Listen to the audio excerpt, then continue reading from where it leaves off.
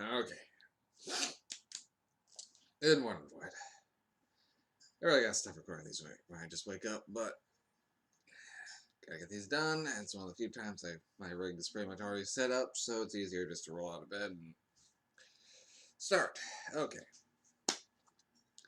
So last night I ended up just pulling up another Tubi. I've now actually got an account with Tubi, so I've been putting a few movies into my saved selections and been going through them. And it's allowed me to see some movies I've been really meaning to see.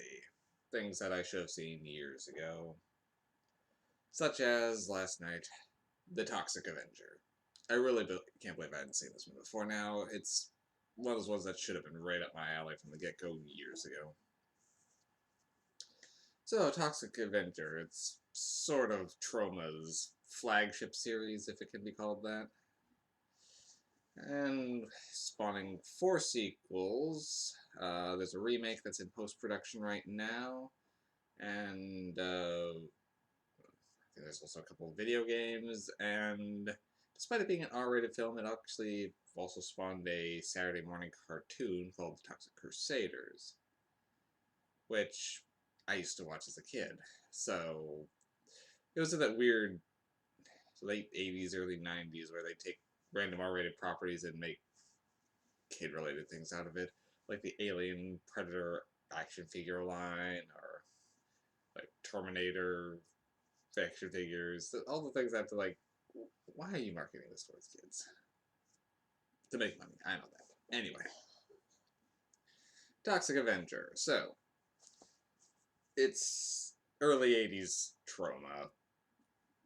1984. It's a pretty basic storyline. A dorky janitor gets picked on and eventually takes a dive into some toxic waste, and then becomes a hulking, and then deformed hulking brute with a sense of justice, determined to clean up the city with his mop, and begins hunting down criminals.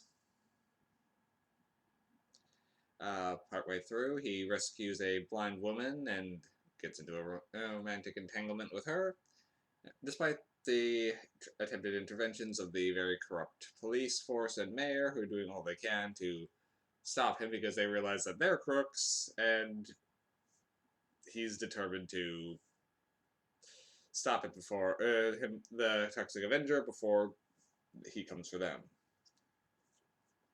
Okay, so it's Troma, which means there's campy dialogue, decent gore effects, and kind of a low budget, gritty quality to the filmmaking, and it all kind of works. Oh, and over the top violence and nudity. It's Troma. So, yeah, it's pretty good. It holds up fairly well. I mean, the ADR dialogue of the Avenger himself is noticeable, and the costume himself on him isn't terrible, but it isn't good either. And oh my god, the dialogue is so cheesy, and one of the villains is so scene chewy, you practically expect him to start eating the car he's in.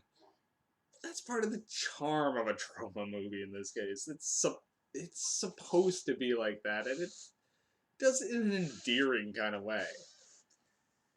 This movie isn't great by any means, but it was fun. And I did get a laugh or two out of it. It's a horror comedy, and it is trying to be funny. So, yeah, I'll give it a slide, but I can't really rate this one too highly. One thing I was surprised is there was an actual decent chemistry between the Toxic Avenger and his love interest, Sarah, which I wasn't expecting, especially with how goofy everything is related to it, but yeah, you start rooting for these characters.